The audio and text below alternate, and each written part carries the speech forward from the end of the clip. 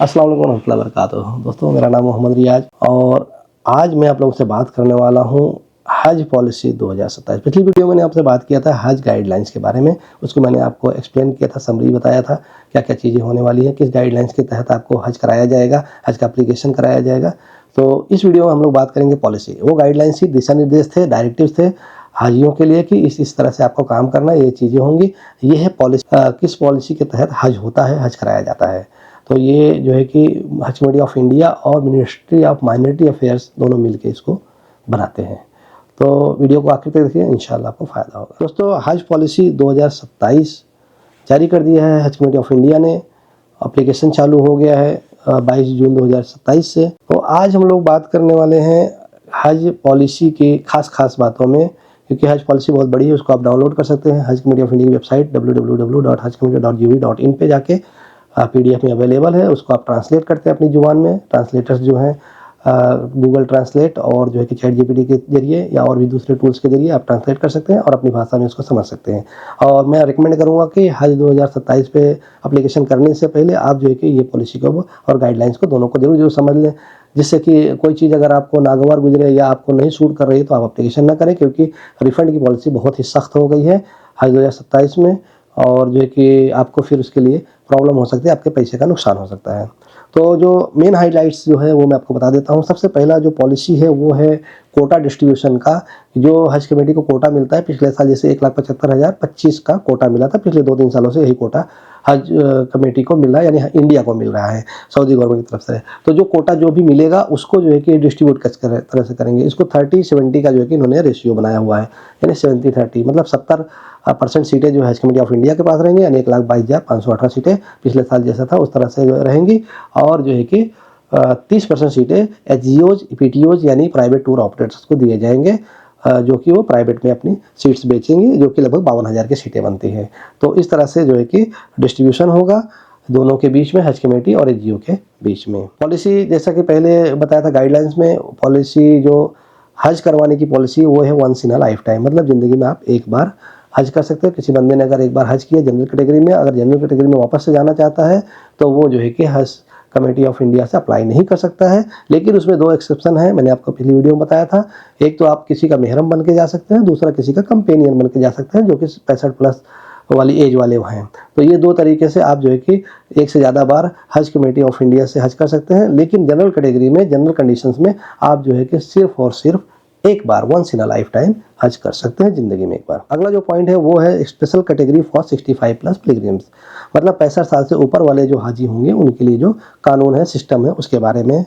तो कोई भी बंदा अगर 65+ वाला है तो पहले तो उसको रिजर्व कैटेगरी में एप्लीकेशन करना पड़ेगा, और दूसरा वो बिना कंपेनियन के एप्लीकेशन नहीं कर पाएगा, यानी उसको एक साथी की ज़रूरत होगी जो उसकी मदद कर सके। जैसे कि 65+ वाला कोई बंदा अगर हज करने के लिए एप्लीकेशन करता है तो उसके साथ में एक दूसरा बंदा जो कि उसका खास रिलेटिव हो और 18 साल से 60 साल की उम्र के बीच में हो, यानी कि 65 साल से कम उम्र हो। तो क्योंकि जब उससे कम उम्र होगा तभी उसको सहायता वो कर पाएगा। तो इस तरह से होगा। उसी तरीके से दूसरा एक कैटेगरी है लेडीज़ विदाउट मेहरम, और उसमें भी इस तरह से सीनियर सिटीजन वाला मामला है। 65+ वाली अगर कोई लेडीज़ विदाउट मेहरम है तो उसे एक लेडीज़ जो है कि कंपेनियन चाहिए होगी, वहाँ पे जेंट्स नहीं जाएंगे, मेल नहीं होंगे, क्योंकि विदाउट मेहरम वाली कैटेगरी है तो वो 45 से 60 साल की उम्र की होनी चाहिए।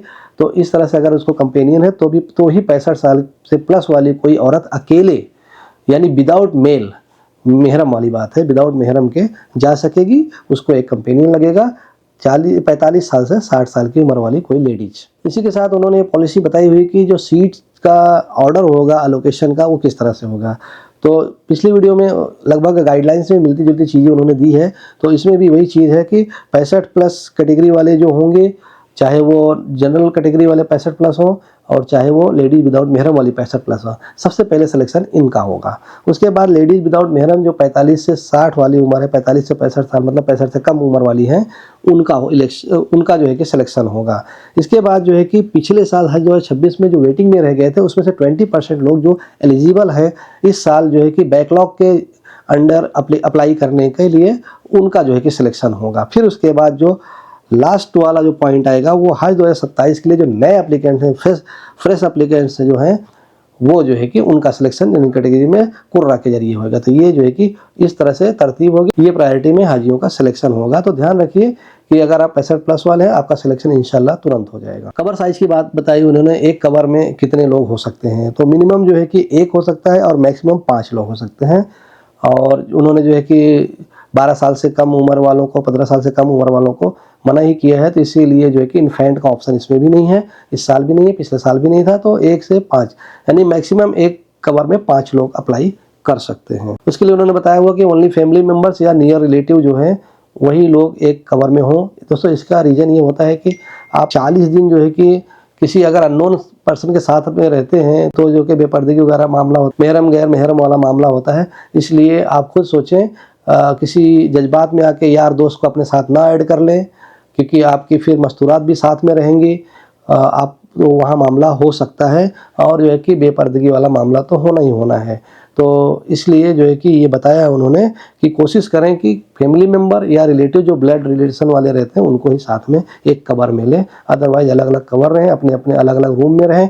भले आप जो है कि हरम जाने के लिए और सब जगह जाने के लिए साथ बना लें। मेडिकल के बारे में बताया, वो मेडिकल फिटनेस मैंडेटरी। सबसे पहले तो मेडिकल स्क्रीनिंग फिटनेस सर्टिफिकेट आपको जमा करना पड़ेगा, कंपलसरी है। उसके बाद जो है कि additional screening for pilgrims aged above 60+, 60 साल से ऊपर वाले जो पिलग्रिम रहेंगे, हाजी रहेंगे, एप्लीकेंट रहेंगे, उनको जो है कि एक्स्ट्रा स्क्रीनिंग भी फिर से एडिशनल भी जो चीज़ें बताई जाएंगी हज कमेटी के जरिए, वैसा स्क्रीनिंग मेडिकल जो है कि चेकअप कराना पड़ेगा। वैक्सीनेशन के बारे में बताया उन्होंने कि मैंडेटरी वैक्सीनेशन जो है कि इस साल 2 चीज़ें हैं। मेनिंजाइटिस वैक्सीन जो है कि कंपलसरी है, पिछले साल भी थी, इस साल भी है, ACY 135। और जो है कि oral polio vaccine mandatory before departure. पिछले साल ये जो है कि पोलियो का वैक्सीन था उसको जो है कि हटा दिया गया था, कंपलसरी नहीं किया था, लेकिन इस बार की पॉलिसी में उन्होंने लिखा हुआ है।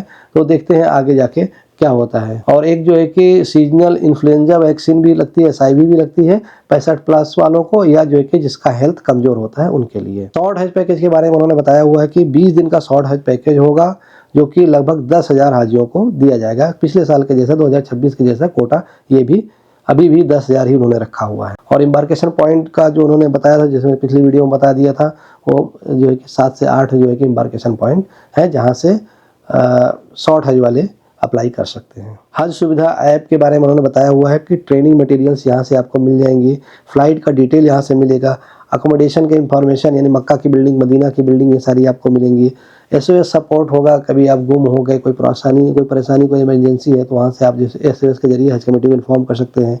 ग्रीवेंस सिस्टम है, मतलब अगर कोई आपको फीडबैक देना है कि हज कमेटी का कोई काम सही नहीं है, कोई प्रॉब्लम है, तो वो चीज़ भी आप जो है कि यहाँ से बता सकते हैं।